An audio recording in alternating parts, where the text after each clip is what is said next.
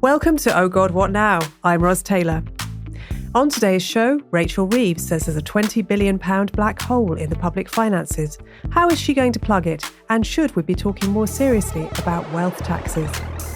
And the new Liberal Democrat MP for Chichester, Jess Brown-Fuller, joins the podcast to talk about her priorities as a new MP and how her party will challenge this new Labour government. Let's meet the panel. First up, it's comedian and Paper Cuts regular Matt Green. Hi, Matt. Hello. The Democrats have started calling Trump and Vance weird. Now, they are, obviously. But is this going to be a successful campaigning strategy? I'd like to think so. I think the thing is they are so weird, both of them, and they have been so weird for a long time. I think, because the thing is for years they've been saying Trump is dangerous and is a threat to democracy, which is all fair enough and true. But I'm not sure that necessarily appeals to the people they're trying to turn around because, yes, the people who are in sort of the base of the Democratic Party would totally agree with that. But the kind of people in the middle, they don't necessarily care that much about whether he's dangerous. They don't necessarily have that much interest in sort of democracy as a principle. But they don't want to vote for someone who's an oddball. They don't want to vote for someone who's going to make them embarrassed, I think. And although some of them maybe quite liked Trump as a president because they felt like he was good for the economy, whatever that means, there's a lot of polling that shows that people just sort of didn't like what he said. They didn't like his attitudes. They didn't like the fact that he was kind of embarrassing. And I think the more the Democrats can kind of lean on that, the better.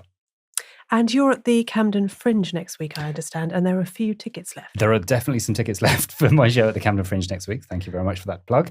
Yes, it's been a funny show to prepare for because when I sort of launched the show, when I had the idea for the show back in March, everything was different. So, yeah, there's been a lot of changes to the show. So it'll be very much work in progress. But very, very up to date. I hope so. It's exciting. I must try and come. Next up, it's political historian and author Seth Thevoz. Hello, Seth. Hello, Ros. Venezuela held an election yesterday, but it looks increasingly as though they shouldn't have bothered. What's going on? There are some interesting irregularities that have gone on, and I think it's further worsened by the way that the government has now refused to publish any of the breakdowns of the results. So there's widespread suspicion about what's going on. Maduro has been in power since 2013. This is not a cuddly regime. He's very much seen as the inheritor to Chavez. This is a government which has overseen things like 20,000 extrajudicial killings. There are 7 million refugees from Venezuela that have left in that time. This is an autocratic regime with the trappings of a democracy. And if you want a sort of wider overview of that, a plug for a particularly good book actually on this in the modern world, Moises Naim's recent book, The Revenge of Power, How Autocrats Are Reinventing Politics for the 20th Century. And that very much looks at the way that the Putins of this world, dare I say it, even, if you look at the government of Viktor Orban, they very much stick to the institutions of democracy in appearance, but some rather ugly things have been going on. And we will see whether people put up with this or whether there's an uprising. Because I think the opposition, I'm right in saying, were 40 points ahead in the polls leading into it. So it wasn't as though it was going to be a tight run thing. It was pretty clear that Maduro was going to lose. And the turnout was enormous. Yeah. Yeah. And our guest today beat Gillian Keegan in the general election to become Chichester's first non-Tory MP in a century. Welcome to the podcast, Jess Brown-Fuller of the Lib Dems. Thank you so much for having me. Thank you for coming along at such a busy time. What's the thing that's most surprised you about the Commons? I don't know if one thing stands out. I think it's all been quite surprising. I think 315 MPs walking through corridors being lost is not something that I necessarily anticipated before arriving. And I think I have been surprised at how wonderful and welcoming the staff within the Houses of Parliament have been, mainly in navigating lots of people in Freshers' Week to figure out where they're going. And you've got a lovely office in Portcullis House, the modern bit. In the modern bit, yes. And I haven't yet tested my sprinting capabilities to get to the chamber within the 8 minutes for votes, but I'm pretty sure I'll make it. You hear that division bell on the screen. That's it. Yeah. Before we get started, some live news. As you might have heard on last week's show, we've got a new Not London live date coming up, and we can now reveal that it's in Liverpool on Monday the 23rd of September, right in the middle of Labour's first party conference as government. Tickets are on sale now, and there's a link in the show notes so you can get yours straight away. The show is open to everyone, not just conference goers, and it's happening at the Laughter House Comedy Club off Castle Street. Dorian, Raf Bear and John Elledge will be joined by a special guest to look at the state of politics as Labour enters a tricky autumn and answer your questions too. Patreon people get early bird tickets and a discount too, of course, but we're now on general sale. That's Oh God What Now, live in Liverpool, Monday the 23rd of September. Follow the link in the show notes and we will see you there.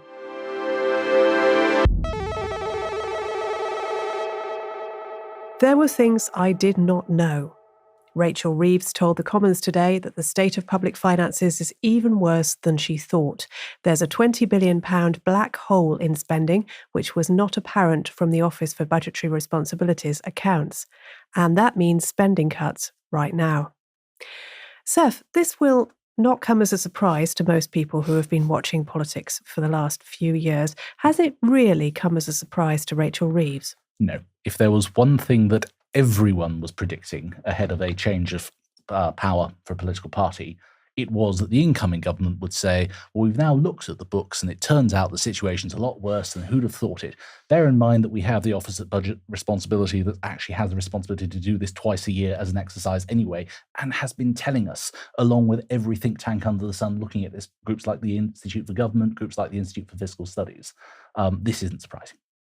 Do we know what's going to be cut as a result? We're just recording at the time the announcements started, so we've already had some announcements like winter fuel payments for pensioners are going to be discontinued. There's also been speculation about other areas. Naturally, the government wants to cut waste and consultancy fees. I know of no government in history that hasn't said they would try and do that. On a substantive point, they have already previously announced a COVID corruption commission who's going to try and claw back billions. Whether they'll actually succeed in that is another matter. The really big sort of infrastructure project people are talking about is this tunnel, the bypass under Stonehenge. Bear in mind that to try and allay all the concerns about not being visible from Stonehenge and not displacing Stonehenge, this tunnel would be so deep that it would be more expensive than carving through the Alps to build a railway line. So unsurprisingly, this might not be the highest priority for the government. But it really comes down to what it's not only a high priority for government. Every government and every party likes to say, these are our top priorities. What's really instructive is actually learning what are your low priorities and what are you quite willing to cut. Yeah, I don't live in Wiltshire, but I do wonder whether the tunnel under Stonehenge is not what you might call luxury infrastructure. However, I'm sure listeners in Wiltshire may be able to. As someone who drives the A303 quite a lot, because I've got relatives down there, it is really annoying because it's just just two lanes, and it goes from being basically a motorway to just a normal road for quite a long time. And you do get quite a long time to look at Stonehenge because there's always massive traffic jams there. So I can see, I'm not saying I think the tunnel is necessarily the right thing, but something ideally needs to be done around there. I submit to listeners and panel with better knowledge of the Southwest than me. Seth, the cuts come now and there are likely to be tax rises later in the autumn budget. This is essentially, as you said, a pitch rolling exercise for that. Where do you think they are most likely to fall? I mean, Labour is partly boxed in because they spent so much of the election specifying all the places that they wouldn't make tax rises in. That said, because of this pitch rolling exercise, they could just ignore some of that and say circumstances have changed. So the jury's out on whether they'll do that. We are in a phase where the government is slightly obsessed with 1997 and getting the lessons of that right all over again. Back in 97, very shortly after coming to power, Labour introduced a windfall tax. They may not do that. There are indications that Labour is in talks with groups like private equity saying, with the threat of a windfall tax, rather than doing this to you, we may ask you to voluntarily contribute very large sums of money to programs. You can have some sort of a say over how this would work for you. This might be a bit less of a blunt instrument. I don't think that's a bad idea at all. That could be controversial, couldn't it? Having private companies involved in drawing up public policy? What could possibly go wrong? Quite. Matt, this was our first real chance to see Reeves in action as Chancellor. What did we learn about her today? I mean, I think the word that I would use to describe her performance was mostly angry. She was very angry. It was quite a tense performance. I thought she looked tense, and it felt like the atmosphere in the Commons was very tense. It was basically her telling the Conservatives they'd done a terrible job. She used the word unforgivable a couple of times, which I think is probably fair, but it's a big word to use in that sort of environment.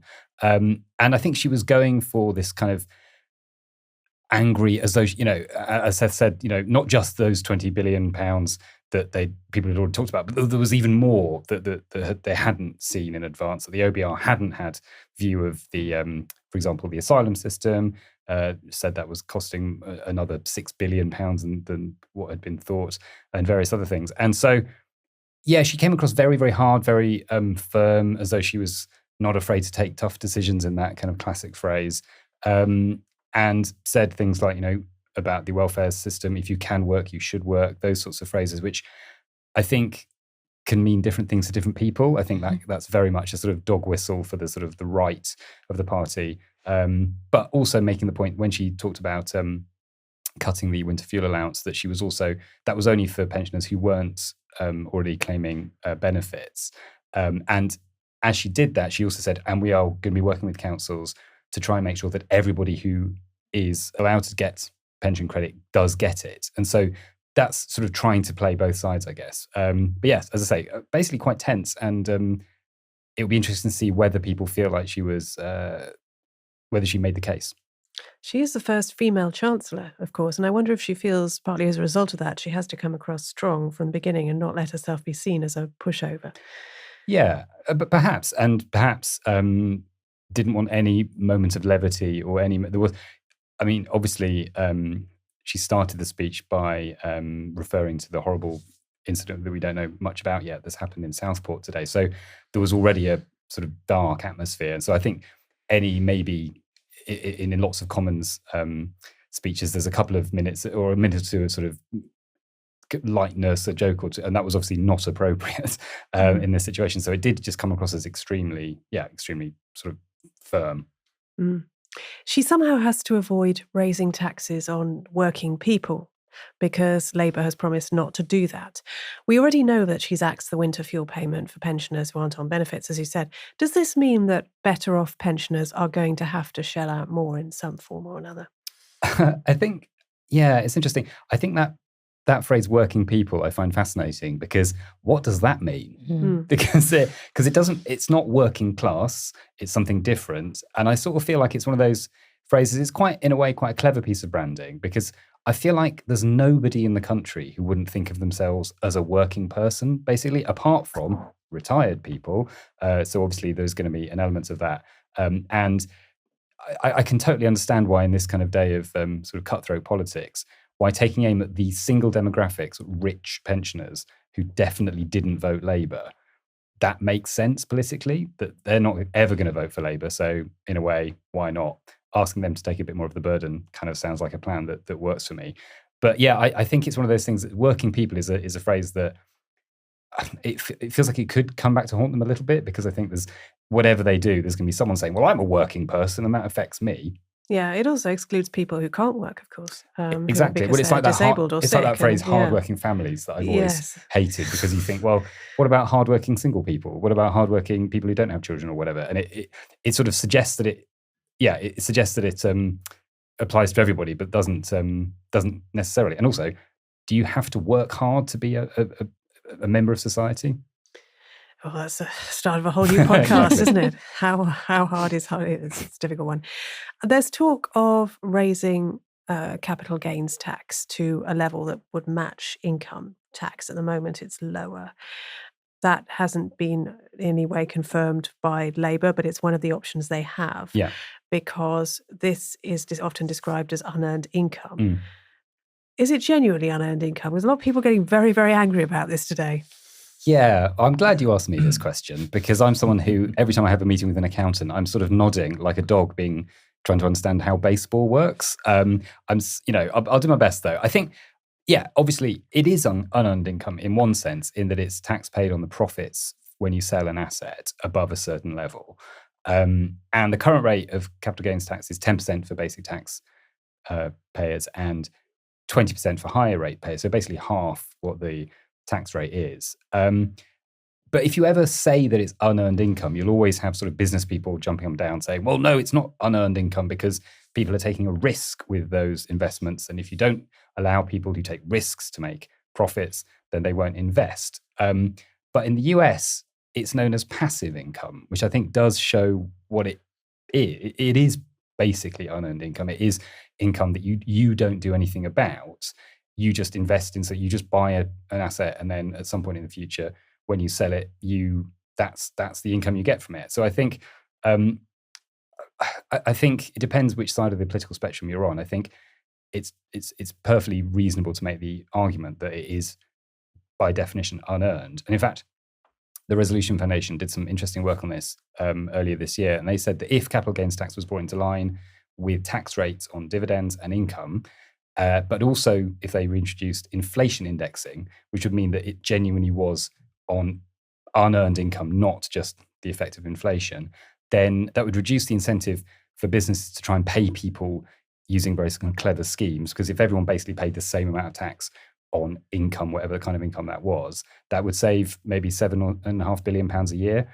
And that would mean that you were genuinely taxing genuine gains rather than just taking advantage of the fact that inflation was high. Yeah, of course, it's property that really exercises people. And people may remember what happened to Angela Rayner and the investigation over whether she should have paid capital gains tax on a property that she owned and sold. And so it's something. Well, then the question of what is the main residence comes in. Yes, exactly. Jess, it does look as though the focus of this government is going to be on building homes and energy infrastructure, not so much on transport projects. Are there risks in that? Well, for my constituency in Chichester, there's certainly a risk in that, because the majority of what feels like the people that are trying to get to work tend to just be sat on the A27, one of the roads that Rachel Reeves identified today as a project that she's not interested in putting any funding into to introduce a bypass. So I think for residents of Chichester, they'll be thinking, if you're going to build more homes, where is the infrastructure going to go if you're not interested in increasing the capacity on the road infrastructure? And also we absolutely need to be investing in energy infrastructure, and we haven't seen that in the previous Conservative administration. We've seen a real drop in the amount of energy infrastructure. But unless we improve the national grid and have the ability to link these energy infrastructure projects to the national grid, then they're not actually helping us get moving. They're not helping us move towards green energy. Yeah. What tax rises would you, as a Lib Dem MP, I'm not asking you to speak for Ed Davey, what sort of tax rises would you find acceptable at the moment? Given that the government, we have to raise more money somehow, let's face it. The Conservative government have raised taxes on hardworking families more than any previous government. And so we cannot afford to tax those families anymore. They already are paying an eye-watering amount. But in our manifesto during the general election, we laid out places that we believe you can increase the amount of tax that you're getting, such as from the oil and gas companies. We also talked about making amendments to capital gains tax and also taxing the social media giants as well, to put that money into mental health resource, for example. So there is money. It's about where you get it from. Seth, how will these spending cuts go down among Labour MPs? Many will not have gone into government expecting to have to defend spending cuts, and certainly perhaps not so soon. Yeah, I mean, I think it's fair that a certain number of people thought that they were coming into this government and it would be a 1997 Blair retread, and instead it's sort of, we're in late era Jim Callaghan and the economy is kaput. What do we do now? It's certainly the case that some will rebel, some will protest, some will resign if they've been appointed to something already. But there's actually fairly limited leeway to do that, partly because of the size of the parliamentary majority. There's an almost never-ending pool of alternative people willing to take up ministerial jobs in their place. And there's also just the state of this very unusual election we've had, an unusually large number of MPs who are dependent upon the party machine. They've either got very small majorities or else, having had a massive swing that's catapulted them into office, they've got very volatile seats. In either case, they really do depend on the party nomination. So you can only annoy the whip's office so much. And there may well be a lot of words dispensed on this, but I would be sceptical as to whether you'll see a very large rebellion, particularly after the sort of show dismissals of 7 Labour MPs last week. Yes, that definitely sets an example. Junior doctors have finally ended their strikes today. They're getting a 22.3% pay deal, which is not as much as they wanted, but it's not half bad. I wouldn't say no to that. How vulnerable is Labour when it comes to these big public sector pay deals? Because does anyone still remember the 1970s? I'm sure you can tell us about them. I mean, I'm not sure how far I'd go on those sorts of comparisons, partly because this has been such a long-running story for the last few years that people will think of it as actually mostly a crisis from the last Conservative government. I think part of it also is how it's represented. This is really very unusually an area where spin almost matters as much as substance in the public discourse, because no one outside of the negotiating room is really on top of whether 22.3% is a good deal or a bad deal. It's as much about conditions as it is about pay, but conditions do come down to a big pay component. If you want to make sure that doctors aren't overworked, you need to massively fund the whole system far better in such a way that overwork doesn't happen.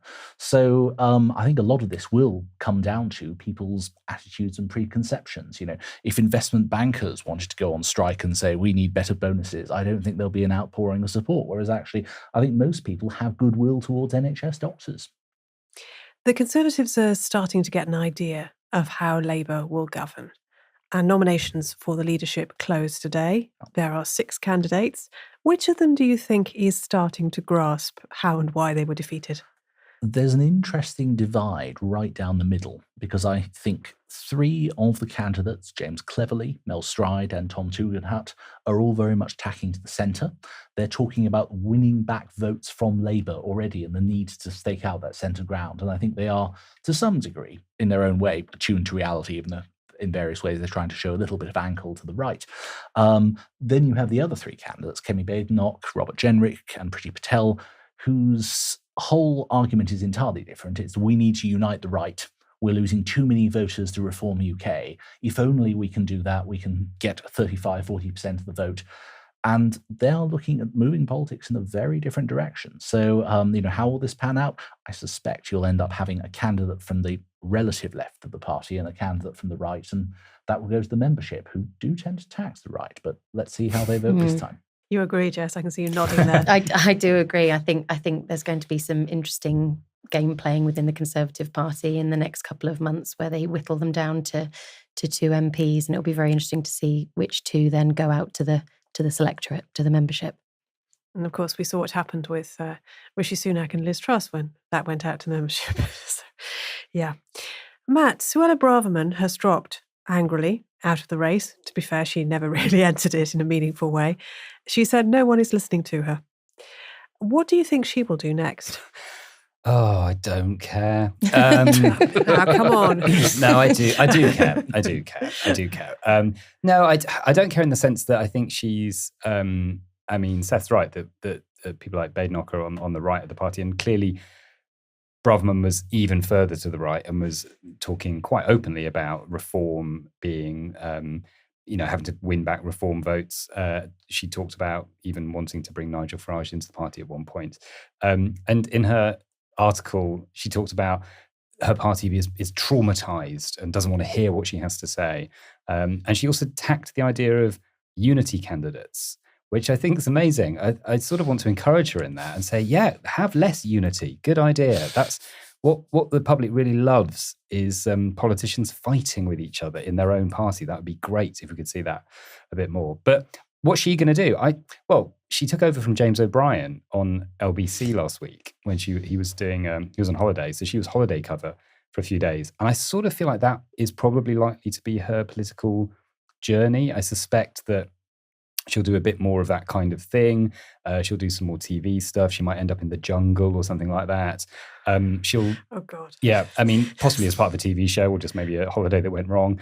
I think... I get the feeling she'll probably try and soften her sort of public image a bit whilst flirting with the idea of joining reform, of bringing reform into the Tory party. Becoming the sweetheart of the Reform Party. I sort of feel like, I don't think she would join reform because I feel like reform doesn't have space for more than one ego, really. What are her chances of making it as a stand-up comedian? I think limited, I would say. But, I'd give her 5 minutes and see what happens. Sure. She come do a comedy club. I can ask her if I see her in the chamber if she's interested. Yeah, I'll give you my number. But no, I feel like I feel like that's probably going to be her. I've always felt like that's kind of her route will be that she'll try and become sort of famous outside of politics and then go back into politics in the way that, Johnson, Trump, people like that have done before. Liz Truss is trying to do that now. I suspect she might be about as successful as that. I was disappointed, quite frankly, when Labour announced last week that MPs would still be allowed to have second jobs on paid media jobs, gigs like GB News and LBC. I had hoped for better, put it that way. I just think it's totally indefensible, I think, to just moonlight in that way. I don't know, Jess, maybe you could. What do you think of this? I'd love to know how they have time, quite frankly. I mean, I've only been in the job for 3.5 weeks and I haven't spoken to anybody outside of my work in 3.5 weeks because there is no time. If you're going to be a genuinely good MP and manage your inbox and manage the casework and represent the people that you are elected to represent, how on earth can you find the hours in your week to then do any job justice?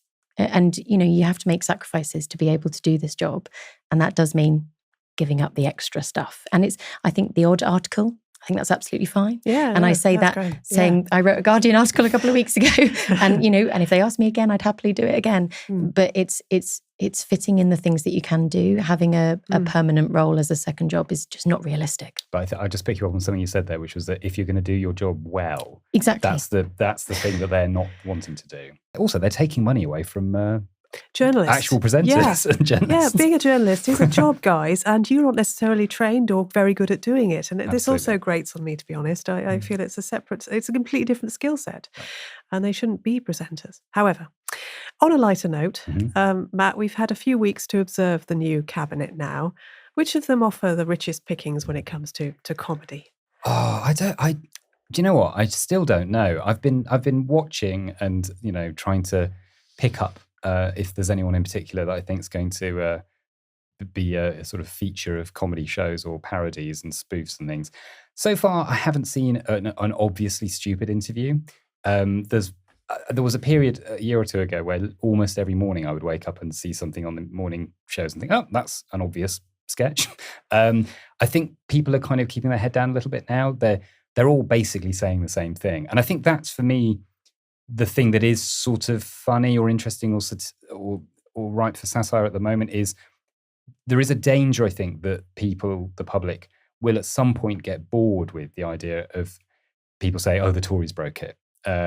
Even if it's true, which it clearly is true, I think they're going to have to find a way of reframing that and changing the way they say it. Because even hearing Rachel Reeves today, there's a slight danger, I think, that it turns into my dad was a toolmaker, because that's something that clearly they just, someone wanted to say over and over again, and eventually it became funny, and he said it one too many times, and people laughed, and he sort of didn't understand why that was funny, and he thought people were mocking his father, whereas clearly what they were mocking was the fact he'd said it 1 billion times.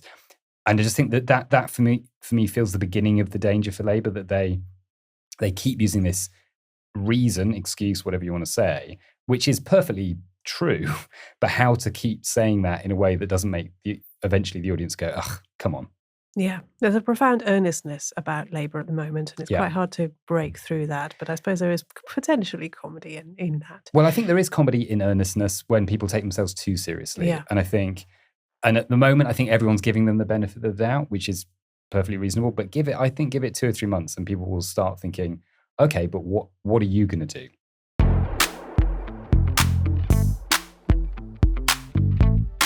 Next up, time to choose our hero and villain of the week. Who's winning gold and who's seizing power after the disputed election? Matt, who's your hero? My hero, well, both of mine are quite Olympics-based this week. My hero is Andy Murray, just refusing to lose in a doubles match, which I watched most of yesterday. And I turned on because I saw someone say, oh, it could be Andy Murray's last match. And when I turned on, they were very badly losing. Him and Dan Evans were not doing well. And I thought, oh, here we go. It's going to be a bit sad that this might be his last match. And then they went down, 5 or 6 match points they went down? And I thought, well, that's it. It's a shame, but here we go. And they bloody won it. They bloody turned it around in a way that Andy Murray always does. And I just think he's been an amazing competitor. He's been such an incredible, British sportsman over the last sort of 15 years or so. And I remember watching him at Wimbledon all those years ago when he first played, and there was always that feeling of you never know. He never knows when he's beaten. I think isn't there a stat that he's a player who's won most matches from being 2 sets down, which is an incredible statistic. So yeah, he's my hero. I hope he continues. I mean, could well be his next match is his last one, but I wouldn't bet against him. And who's your villain? My villain is whoever planted the incendiary devices over various things on the French railway system over the weekend, which meant that I couldn't go to the Olympics because I had booked tickets to the Olympics on Sunday. I booked them I started planning for it years ago when it was first announced. I booked tickets as soon as they were available. I went through it was quite complicated. You go through the lottery and the draw and everything, got some tickets, booked my Eurostar, and then the Eurostar broke. And I couldn't go, and they were cancelled, and there sort of wasn't really any other way of doing it. And I could have maybe got a flight, but I don't really like flying really short distances. And anyway, it would have been impossible with the timings and stuff. So I didn't go to the Olympics, which was a real shame. Yeah. And it felt like one of those things where it was a real sort of feeling of like, it really reminded me actually of those first couple of weeks when COVID hit, when lockdown hit, when I don't know about you, but my days were basically spent cancelling things, just sort of cancelling theatre trips and cancelling holidays and things that we, had been planned for a long time. It was a shame, but at least I did get to see Andy Murray, which otherwise I wouldn't have done. Yeah, that was the upside. Yeah. Well, it was probably someone on the far left, wasn't it? Because I understand it was some sort of saboteur. Someone who's so far left, they're not even associated with the Communist Party. They're just anarchists. Sure. I mean, I sort of feel like it must be the Russians, maybe, but they're never going to admit to it. And whether we'll know. Probably a crossover, frankly, between those groups. Who knows? Could be. Seth. Yeah. Sorry. No, so quite a lot to beat there. A very American theme to my choices for this week. Joe Biden is my hero of the week. His plan for the Supreme Court, I think, is another example of how his administration keeps coming out with really exciting initiatives. 2 of the 3 steps they've got I suggested on the table, I think, would revolutionize things. One is an 18-year term limit for justices on the Supreme Court. I think a perfectly reasonable thing, especially because they keep getting younger and younger, and so you could well have people in that court for 50 years, conceivably. And also to appoint every 2 years, which would be really very interesting because even in the most extreme case of one party being in the White House for 12 years at a time, as with Reagan and Bush Sr., you're still not going to have a complete control over the Supreme Court. And the other rather interesting thing was constitutional amendments to end presidential immunity, really striking back at that recent ruling of theirs on official acts. I suspect the support for that is not going to come through. You would need 2/3 of both houses of Congress to vote for it to get a constitutional amendment through on that.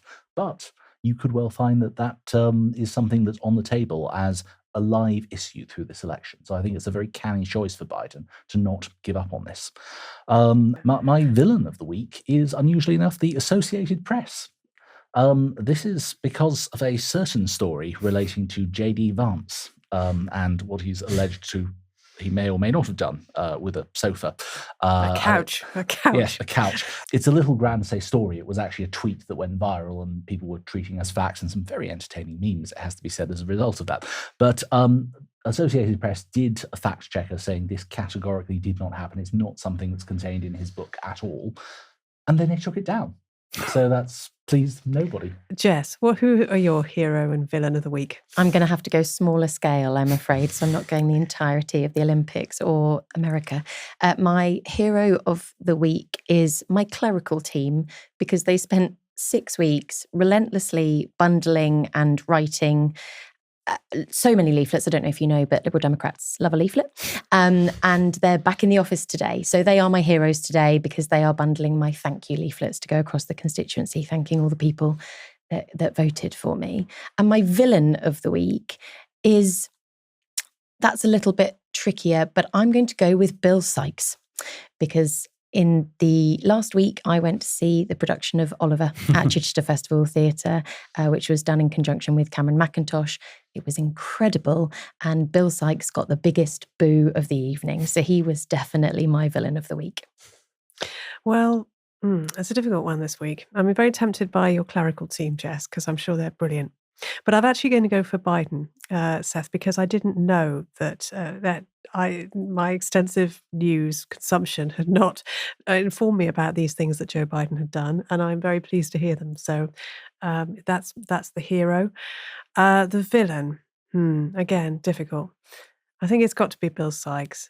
I mean, He'll be delighted. The French saboteur is very bad, don't get me wrong, but I always like to have an actual name when I'm thinking about a villain. And so far, this person is anonymous, though I'm sure they'll turn up in court before long. I think he might be known as Vladimir Putin or something. It's possible. It's possible.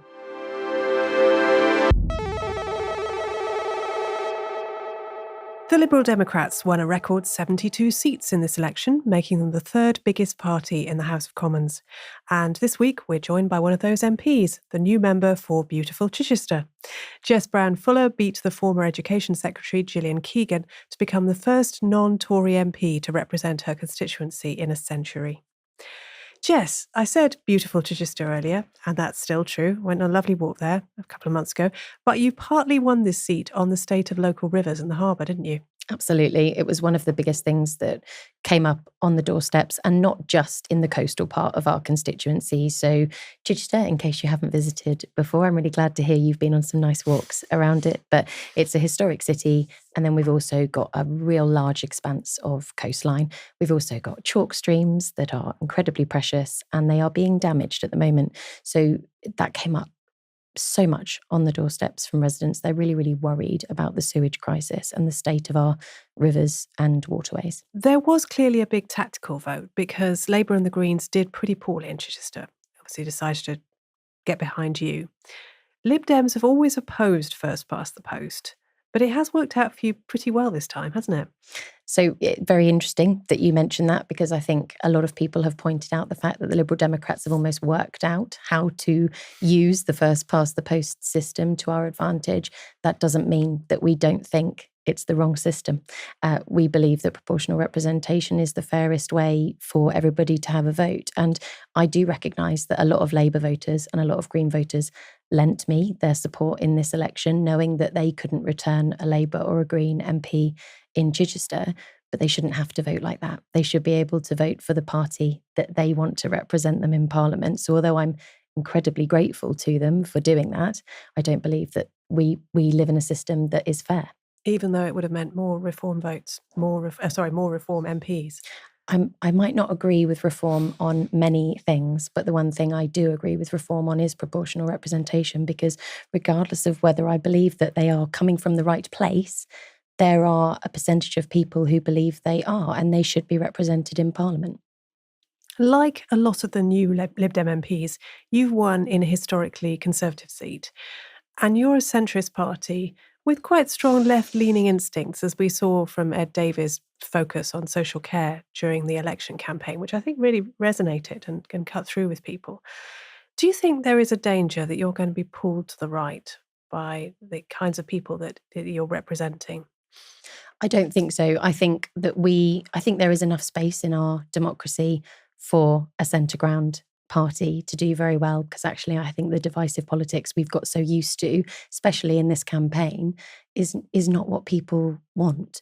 They don't want politics to be front and centre of their lives. I know it's a little bit harder for the media if there's not much going on in politics, but politics should just be floating in the background, doing what it needs to do, looking after residents, and it shouldn't be taking over their lives. And I think the majority of the population exist in the middle ground, like the Lib Dems do. You know, we are fiscally to the right and we are progressively to the left, and we're very happy occupying that space. And a lot of people came to us in this election because they didn't want to be pulled either way. And I just hope that they stay with us. What does that mean in practice, though? Because where can the Lib Dems really be effective in the Commons? Some people, as you just said, essentially lent you their votes when they would otherwise have voted Green or Labour, because they were happy to see a Labour government, and they knew that you had the best chance of winning in Chichester. So how are you going to ensure this is as liberal a government as possible? What issues are you going to be pressing on in particular? Don't get me wrong, I recognise that this was a once-in-a-generation election. We haven't seen election results like this for a very long time, and I'm delighted that I've got 71 colleagues with me on the green benches, which hasn't happened in a century. You know, we've never had a success like this as the Liberal Democrat Party. We are very clear about the things that we're going to be focusing on, and we're going to continue to bang on about them in the Commons and make sure that they are front and centre of the agenda, and that is health and social care, as you mentioned earlier. And it is also making sure that we go far enough and fast enough with our water infrastructure, making sure that we protect that environment, because once it's gone, it's gone. So we will continue to talk about that as much as physically possible and encourage a Labour government to make sure that they're thinking about that. What does health and social care reform mean for you? Social care and healthcare reform means, rather than throwing money into a leaky bucket, making sure that the money goes where it needs to go to give the best service possible. So we know that every £1 spent in primary care saves secondary care £10. So if we actually invest in our primary care, if we invest in NHS dentistry, if we invest in getting more GPs into GP surgeries, then we take that pressure off the hospitals. And when we invest in social care, when we can commit to making sure that people have access to care in their homes, that they don't have to sell their homes to fund their end of life care or going into care homes, it takes off that pressure, and we don't have 25% of the beds that are currently in the NHS being people that are ready to be discharged from hospital but have nowhere to go. You don't think that people perhaps ought to be paying a bit more for their social care if they can afford to do so, if they do own property? There are so many people that I speak to on the doorsteps, and it came up during the campaign, who spent their entire lives working to buy their home, only to get to the last few years of their lives where they actually need some support. And they're saying, now I have to sell my home to pay for the last bit of care I've got, and I'll have nothing to leave my children. And families should not be in a position in the last few years of their lives where they are counting down their loved ones' lives in weeks, depending on how much they're paying for their social care. So absolutely, if you can afford it and you're able to contribute, then you should. But we should also be able to offer free personal care for everybody to stay in their homes as long as they possibly can. How close do the Lib Dems want to get to Europe? Because you're not campaigning to rejoin the EU, or at least not anytime soon. Labour are definitely making moves. What would you like to see happen in terms of UK-EU relationship? So we are a proud internationalist party, and yes, you're right, we didn't campaign on rejoining the EU, mainly because I don't think that exists. I don't think there's an option to just say, sorry, we made a mistake, can we please come back in? So what we'd like to see is just that our young people are afforded the same opportunities that we were afforded, with the right to travel, with the right to work abroad and have freedom of movement for our under 35s, especially for our culture and arts sector. I mean, you've got university people studying and they want to be able to travel abroad to broaden their horizons and improve their learnings, and they don't have the opportunity to at the moment. So that's one thing we'd certainly be focusing on, and eventually we'd like to see us rejoin the single market. So definitely student mobility, but more than that, up to the age of 35, which is moving towards middle age. When you're thinking about youth mobility, there is a risk, isn't there, with these schemes? And I think it's something that probably bothers Keir Starmer, though he hasn't actually talked about it yet, that if you have a deal, it's got to be reciprocal or the EU won't be interested. Lots of people are going to want to come to Britain because often they speak English. Relatively few Britons generally want to go to the EU because they tend not to speak languages particularly fluently, and they don't see, therefore, the same kind of opportunities that Europeans see here. Is it going to be a problem? Because it's undoubtedly going to affect net migration, isn't it? And we know that people are very exercised about that. I don't agree that people don't want to go abroad. I think that they absolutely want to be exploring Europe. And also we can't keep looking inwards. We can't say that, well, everybody speaks English, so they want to come here. The opportunities that would be available to them if they could travel and they could become bilingual and have the opportunities that other countries afford, if that was available to them, then I would hope that they would use it. You've talked about a bit about the pressure on infrastructure in Chichester and the A27 bypass getting cancelled, which is going to affect the city. Are you in favour of new housing there if there are GPs, if there are schools, if there's the road network and presumably other transport that's needed? We absolutely need new houses. We need new houses so that our young people that are growing up can live and stay in the communities that they are born in and love.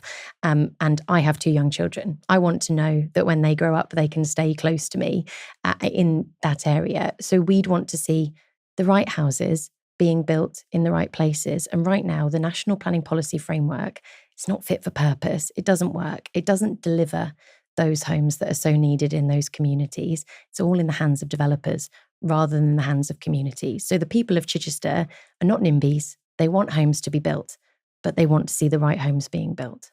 Well, we will see what Angela Rayner comes up with in terms of in her speech later this week, and also whether there are plans to build near you.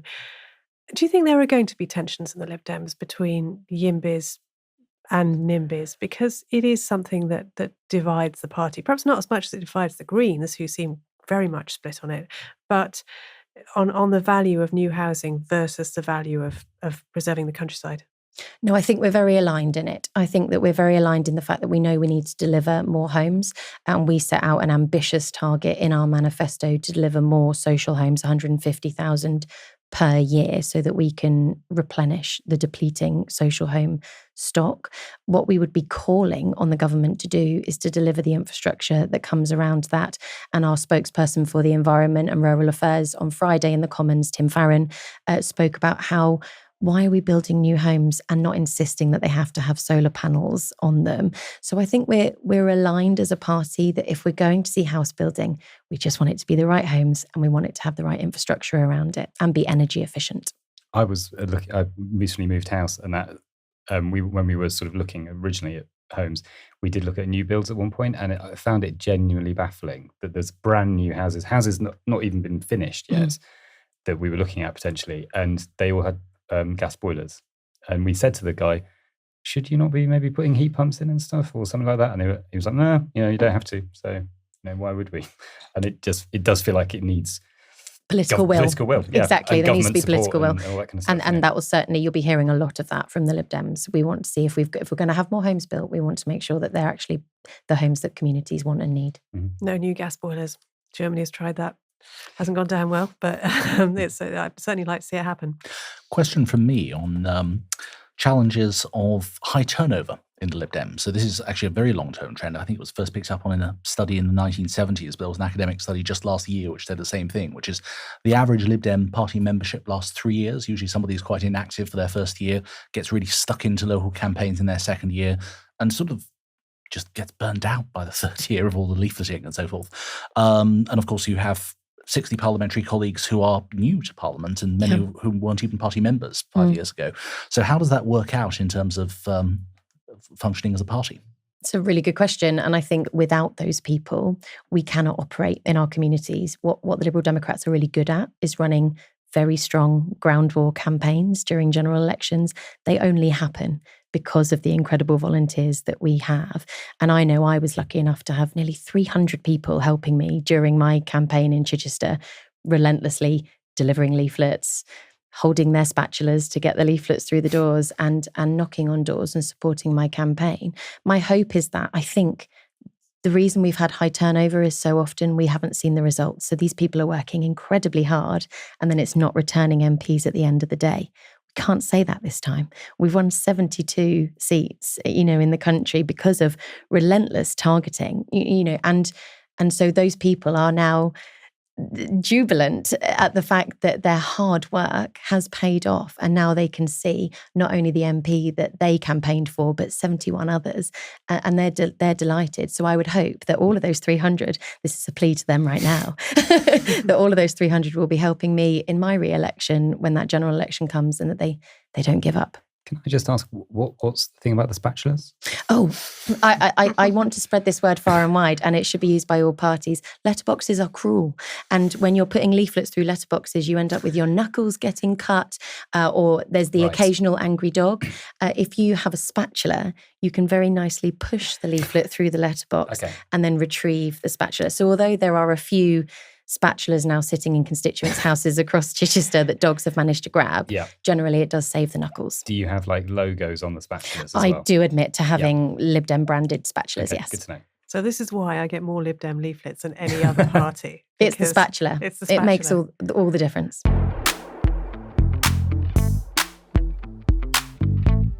We've reached the end of the show, so it's time for Escape Routes. How have we been distracting ourselves from £20 billion black holes? Matt, what's your escape route? Well, unusually, this is something I haven't actually watched yet, so I'm recommending it because I think it's going to be good, and I'm watching it this week. There's a new series called Elspeth, which is on Sky Witness, and the reason I think it might be good is it's a spin-off from The Good Wife, which is brilliant, and it's one of the characters from The Good Wife called Elspeth, who was one of my favourite characters from the show. She's a sort of kooky, oddball lawyer who they've spun off into a new series. I think she's the lead and she solves crimes in a kooky way, I suspect. And it sounds like exactly the kind of thing that I will need to take my mind off politics. Fantastic.